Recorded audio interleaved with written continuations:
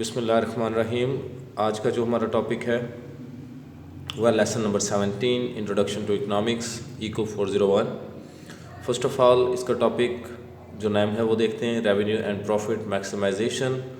तो रेवेन्यू से मुराद ये होती है कि जो भी आप कोई चीज़ सेल करते हैं तो जो सेल प्रोसीड्स होती हैं आपकी सेल करने से जो भी आपको मिलता है वो आपका रेवेन्यू होता है। There are 5 types of revenue. जैसे कि आपने को बिल्डिंग रेंट पे दी हुई है तो उससे जो भी आपको पैसे मिले वो भी आपका रेवेन्यू होता है। आप फ़ी लेते हैं किसी जगह पर, रेंट, इंटरेस्ट, कमीशन, ठीक है। और the last one is sale. तो sale is the direct source of revenue. Here we are going to discuss about the sale, कि सेल से जितने भी आपको पैसे मिलते हैं, सेल प्रोसीड्स, वो आपका क्या होता है, रेवेन्यू होता है, ठीक है। And if you are engaged in any business तो आपका जो टोटल रेवेन्यू होगा that will be equal to P multiply by Q। What is mean by this कि P का मतलब है प्राइस एंड Q से मुराद है क्वांटिटी। आप जितनी भी क्वांटिटी, फॉर एग्जांपल एक चीज़ 5 रुपये की है, आप 10 यूनिट बेच रहे हैं तो 10 multiply by 5 that will be equal to 50। Clear. Next concept is price taking firm and price making firm.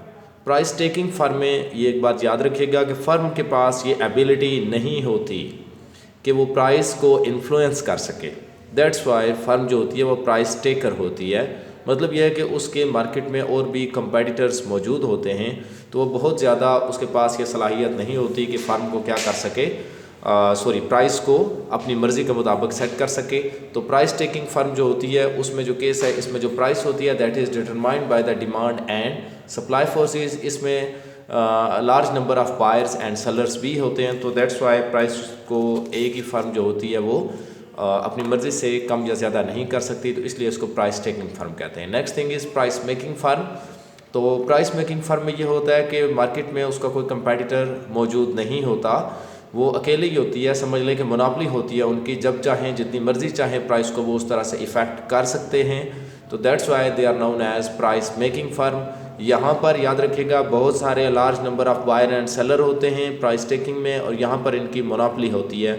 और मोनोपोली के केस में आपको पता है जब एक ही बंदा मार्केट में हो, उसका कंपेटिटर कोई ना हो, तो अपनी मर्ज़ी से प्राइस जितनी मर्ज़ी चाहे रख सकता है, ठीक है।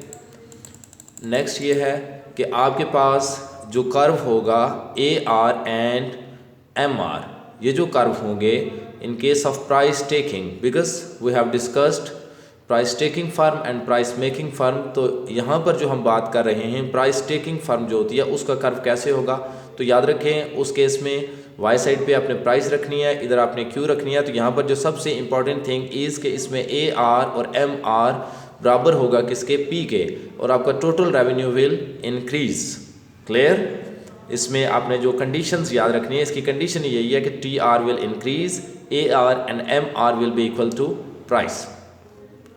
Then the second one is price making firm. तो प्राइस मेकिंग फर्म में टेबल आपको नज़र आ रहा होगा। Here you can observe the number of ships 1 2 3 4 5 6 7, price 8 7 6 5 2 3 2, and TR is equal to price multiply by Q।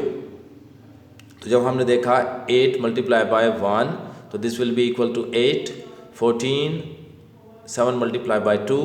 तो ऐसे करके आपने क्या चीज़ कैलकुलेट करनी है, TR। एंड MR जो होता है वो आपको पता है TR में जो डिफरेंस आता है वो आपका MR होता है। कौन सा डिफरेंस जी, वो डिफरेंस ये होता है कि हर आने वाले अगले यूनिट में पिछले यूनिट की वजह से, यहाँ पर 8 से पहले हमें नहीं पता तो इसको हम खाली छोड़ रहे हैं। देखें 8 से नेक्स्ट यूनिट पर जाने के लिए आपका कितना इंक्रीज़ हुआ, 6। इसका मतलब है कि दूसरे शिप की वजह से जो आपके रेवेन्यू में इंक्रीज़ हुआ दैट इज़ 6। ये ऊपर लिखा हुआ करेंसी भी करोड़ समझ लें, 6 करोड़।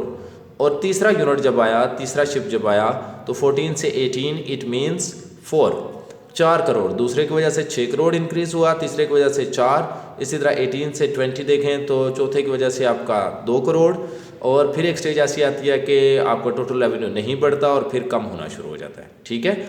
इसकी मैं आपको टेबल एंड डायग्राम, ये जो डायग्राम में देखें आपका AR डिक्रीज़ होगा और आपका MR एक ऐसी स्टेज पे आएगी, एक नेगेटिव भी हो जाएगा। और यहाँ पर आप ऑब्जर्व कर सकते हैं कि MR आपका 6 4 2 0 2 -2 एंड -4। तो यहाँ पर यही चीज़ एक्सप्लेन की गई है कि एम आर जो है ये कम होता होता माइनस में भी चला जाएगा, चूँकि यहाँ पर आपका ज़ीरो होता है और इसके सामने ये ज़ीरो को इसने क्रॉस किया और उसके बाद ये -2 एंड -4, ठीक है। और जो आपका टोटल रेवेन्यू होगा वो बढ़ेगा, देखें बढ़ने के बाद एक स्टेज आएगी, यहाँ पे स्टेबल होगा और स्टेबल होने के बाद क्या हो जाएगा, कम होना शुरू हो जाएगा।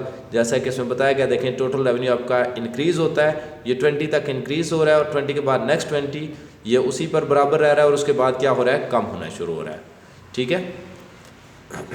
The next thing is profit maximisation. तो प्रॉफिट मैक्सिमाइजेशन मीन्स के प्रॉफिट को मैक्सिमाइज करना, and basically the profit is the difference between total revenue and total cost. जितना भी आपका रेवेन्यू होगा उसमें और आपका जो खर्चा होगा उसमें जो फ़र्क होगा, that will be known as your profit. और प्रॉफिट का जो फार्मूला है नीचे लिखा हुआ है, यू कैन सी कि TR - TC। इसमें दो चीज़ें और भी डिस्कस की गई हैं, एक है पॉजिटिव प्रॉफिट, एक है नॉर्मल इकनॉमिक प्रॉफिट। तो उसको भी आप समझ लें कि नॉर्मल इकनॉमिक प्रॉफिट बेसिकली वही होता है जब हम कोई चीज़ कॉस्ट लगा रहे होते हैं तो उस कॉस्ट में ही वो शामिल होता है जो कि फर्म्स जो होती है या जो ऑनर होता है need for themselves to stay in the business. यहाँ तक यह कि थोड़ा बहुत जो भी मिल रहा है that is known as economic profit, ठीक है, समझ रहे हैं कि नहीं। The next thing is positive profit. Positive profit means के more than a normal profit, कि जो it requires a return for their entrepreneurship, जो उनके बिजनेस के लिए होता है, above what owner normally require. मतलब जो नॉर्मली उसको जो प्रॉफिट चाहिए होता है कि वो अपने बिजनेस में रह सके, उससे ज़्यादा जो होता है that is known as positive. आसान लफ्ज़ों में अगर मैं आपको बताऊं तो वो प्रॉफिट जो किसी भी बिज़नेस को सस्टेन करने के लिए चाहिए होता है, ठीक है, वो नॉर्मल प्रॉफिट होता है। एंड पॉजिटिव प्रॉफिट जो है कि वो मोर देन दैट प्रॉफिट, ठीक है। Next thing is approaches for approaches of profit maximisation. तो दो अप्रोचेज़ हैं जी, पहली है TR - TC अप्रोच और दूसरी है MR - MC अप्रोच। बेसिकली इन दोनों अप्रोचेज़ को के लिए जो असम्पशंस रिक्वायर्ड हैं वो ये है कि आपका डिमांड कर्व जो होगा वो डाउनवर्ड होगा और फर्म जो होगी that will be working in short run. Short run से मुराद ये है कि for a less than 1 year, ठीक है, for a shorter period of time. Clear. तो फर्स्ट ऑफ ऑल हम डिस्कस करते हैं इसको जी TR - TC अप्रोच को। तो TR - TC अप्रोच आप देख सकते हैं कि यहाँ पर आपके नंबर ऑफ़ यूनिट्स हैं 1 2 3 4 5 6 7, ठीक है। ये आपके TR मीन्स टोटल रेवेन्यू आपको दिया गया है एंड TC मीन्स आपकी टोटल कॉस्ट दी गई है and the profit is the difference between revenue and cost. यहाँ पे देखें आपका रेवेन्यू 0 था, आपका प्रॉफिट 6 है तो ये -6।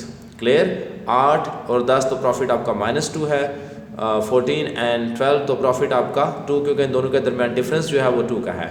हेयर यू कैन ऑब्जर्व, ये हाईलाइट की गई है। तो TR - TC अप्रोच से मुराद ये है कि वो वाली स्टेज जहाँ पर आपका प्रॉफिट मैक्सिमम होगा, ठीक है, ये वाली जो स्टेज है, अगर फर्म कोई भी है यूनिट 3 तक प्रोड्यूस करती है तो this is the point where profit is maximised. इससे ऊपर भी देख लें, इससे नीचे भी देख लें, आपको प्रॉफिट किसी भी यूनिट के मुकाबले में आपका रेवेन्यू और टोटल कास्ट जो हैं उसकी वजह से आपका जो टोटल प्रॉफिट है वो कम है।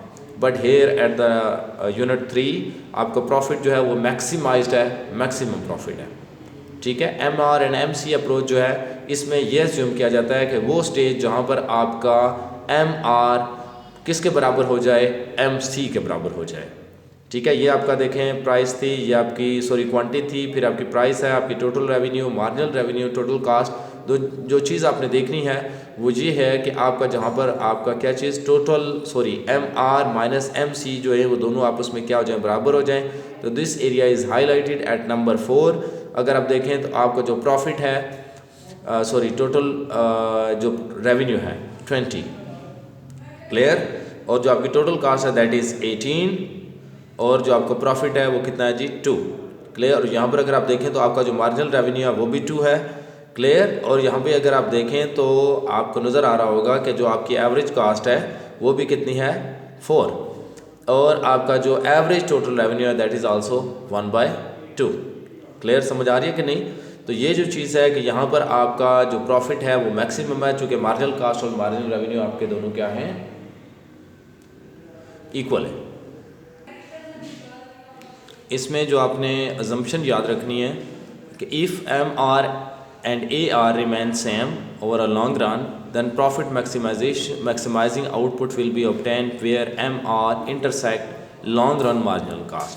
कि अगर आपके MR और AR जो हैं वो कांस्टेंट रहें लॉन्ग रन में, तो फिर वो पॉइंट होगा आपका प्रॉफिट मैक्सिमाइजेशन पॉइंट, कि जहाँ पर आपका MR कट करेगा किसको, लॉन्ग रन मार्जिनल कास्ट को। बट अगर आपका इफ़ एवरेज कास्ट जो है वो अबव देन एवरेज रेवेन्यू हो, तो firm will be never able to make a profit, वो कभी भी प्रॉफिट नहीं बना सकती, चूँकि एवरेज कास्ट देखें यहाँ पर ज़्यादा है और एवरेज रेवेन्यू आपका क्या है, कम है।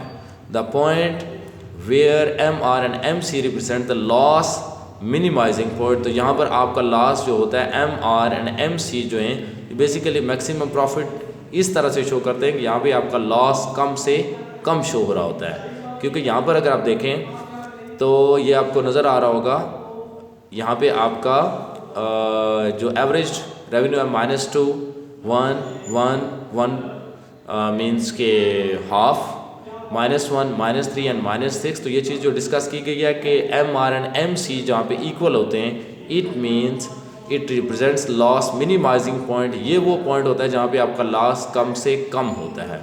And when MC and MR intersects at 2 points, 2 जगह पर जब वो कट करते हैं, नॉट 1 एक जगह पर नहीं, तो then firms should produce at that point of intersection of MR and MC beyond which MC exceeds MR, जहाँ पर आपका MC ज़्यादा हो जाता है MR से।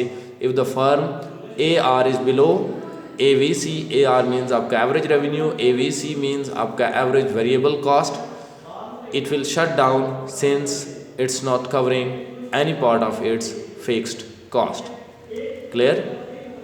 तो ये जो आपका लेक्चर नंबर 17 था, इसमें जो इम्पोर्टेंट चीज़ें थी आपका TR माइनस TC, ये 2 अप्रोचेस होती हैं जी प्रॉफिट मैक्सिमाइजेशन को चेक करने के लिए, जो कि आपका प्रॉफिट मैक्सिमाइजेशन है। उसके बाद हमने अभी देखा जो price taking firm, price making firm, revenue. इसमें कोई भी आपको क्वेश्चन हो तो you can ask in comment. Thank you.